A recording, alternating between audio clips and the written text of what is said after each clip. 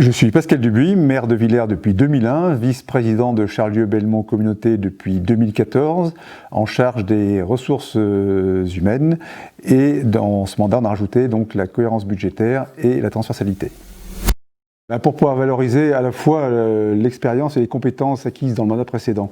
C'est un travail de longue haleine que de connaître chaque agent d'une collectivité, que de connaître chaque fiche de poste et de pouvoir proposer une structuration adaptée de l'ensemble de la collectivité. Je sais aussi que je peux compter sur des agents de grande qualité, à la fois de grande qualité humaine et de grande qualité professionnelle également, pour m'accompagner dans ce travail-là. Et c'est un point important qui a pesé fortement dans ma décision de redémarrer pour un nouveau mandat sur une vice-présidence qui est à la fois exigeante, très riche humainement et aussi riche de plein de sujets puisqu'on touche à tous les domaines de compétences de la collectivité. Alors c'est sans doute ce travail conduit pas à pas en partant de chaque poste, de chaque agent, pour arriver à une structuration plus complète de la collectivité. Cette structuration nouvelle, elle est plus horizontale, elle est plus fonctionnelle, plus réactive, et elle nous a permis d'intégrer de nouveaux services à la population, de répondre mieux aux attentes qui pouvaient naître du territoire,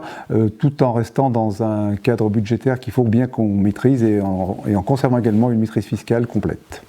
Charlieu-Belmont Communauté est atelier chantier d'insertion depuis déjà de longues années. L'objectif de cet atelier, c'est de pouvoir remettre le pied à l'étrier à des gens qui ont pu connaître des accidents de la vie, des périodes de chômage ou d'autres difficultés personnelles. Donc on a travaillé sur plus de structuration de tout ça et on est arrivé à des résultats qui sont intéressants avec aujourd'hui un nombre de sorties positives qui est bien amélioré par rapport à ce qu'on a connu par le passé.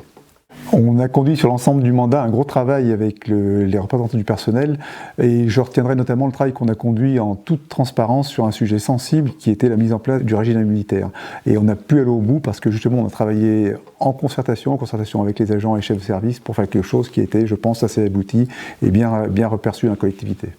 On a aussi souhaité porter de l'attention au bien-être au travail. C'est un point très important à mes yeux. C'est important parce qu'un agent qui vient travailler sereinement dans un environnement apaisé sera un agent qui sera bien dans ce qu'il fait. Et c'est important pour l'agent, mais c'est important aussi pour la collectivité parce que la collectivité y gagne en conditions de travail et en efficience. J'en veux pour preuve ce travail expérimental qu'on a conduit au niveau de la médiathèque et de l'avis général et unanime des agents et des élus concernés. Ça a été un bon travail qui aujourd'hui porte pleinement ses fruits. À partir de l'expérience acquise dans le mandat précédent, on va pouvoir aller plus en profondeur sur tous les sujets qu'on a travaillés et toujours cette démarche d'amélioration continue. L'idée, c'est de pouvoir conserver à la collectivité sa capacité à s'adapter aux défis du futur. On est dans un monde qui bouge très vite et en permanence et il faut qu'on soit capable donc de s'adapter au quotidien et l'objectif c'est que la structure puisse rester dans cette capacité, cette dynamique d'adaptation. Donc pour cela nous avons entamé une réflexion sur le télétravail, sur la formation, sur la restructuration à la fois des services et de la collectivité pour pouvoir justement mieux répondre à ces défis de demain et surtout pour pouvoir répondre aux attentes de la population, aux légitimes attentes des agents et tout en restant compatible avec un environnement budgétaire et fiscal qui est un peu contraint et qui sera, je pense, encore plus contraint dans les temps à venir du fait de la conjoncture qu'on connaît actuellement.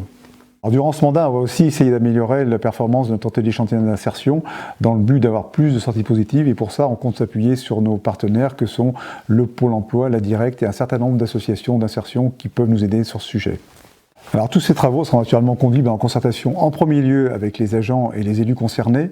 la plupart du temps et chaque fois et autant que nécessaire en y associant le comité technique avec qui on a une relation de transparence et de co-construction de projets qui est intéressante et naturellement en y associant le conseil communautaire à chaque fois qu'une décision structurelle sera à prendre.